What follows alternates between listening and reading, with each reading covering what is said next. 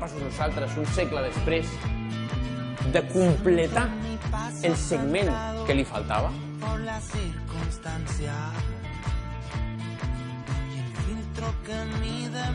I vaig veure aquestes 6 hores en brut que ells havien gravat durant el trajecte a l'Antàrtida.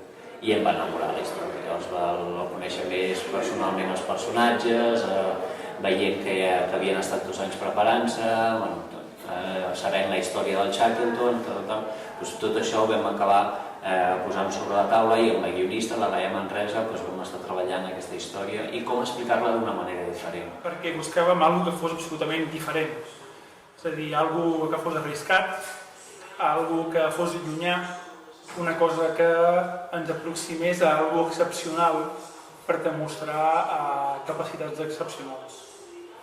Capacitats excepcionals no que ja teníem, sinó capacitats excepcionals per al fet d'haver-les après.